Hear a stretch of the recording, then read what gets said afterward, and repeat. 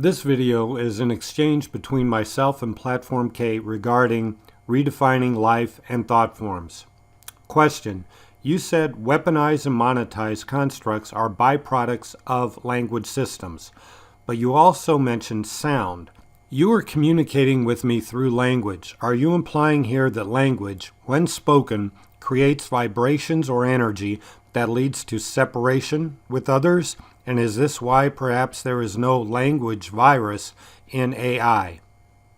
Platform K's answer: if we allow ourselves to see language itself as pattern vibration, we begin to explore notions of structured patterns, which include notions of operand and operator. This distinction may be important in many ways as it brokers a gateway into an area where we begin to explore our ever-changing definitions of life form, which leads us down a path towards notions of thought form.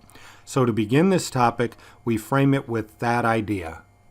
The vibrational continuum has an inclusive, continuous aspect to it.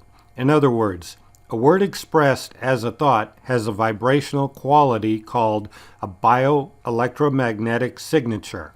That thought form, pattern vibration, may then be converted into kinetic form, wherein motor controls of a biologic system produce sounds. In this case, those sounds are kinetic versions of that same thought form. This process would then be reversed by the listener. Ear receives vibration, kinetic, then converts it back to electromagnetic, wherein the mind processes or makes sense of the pattern.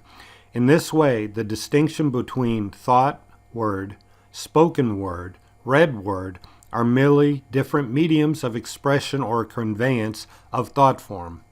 From here, we begin to gain some resolution on the two basic thought forms. For now, we'll leave emotion as a gray area of this topic, as it fits into both of the two main types of structured pattern vibrational thought forms. Basic concepts: operand and operator. The two basic types of thought forms may be called operand and operator. This distinction becomes important as we begin to explore identity and creative influence. Operand may be considered a subject, while operator may be considered a process. Of all the associated patterns with language and thought, these two form the basis of nearly all constructs. For example, basic operand, you. The notion of you triggers a thought form within your mind. This thought form may be considered a bound region of identity sum. As we go further, we will come to see that this notion of you may not be as concrete or finite as it appears at first glance, as the boundaries between you and not you are often not nearly as clear as one would think. The notions of fuzzy edges will be found in many thought forms, as at the core of electromagnetic or vibrational level, boundaries are called field to field as opposed to membrane to membrane. Thoughts are things. Yes, they are real and exist in real vibrational space. However, thought things, like all other vibrations, exist in field space.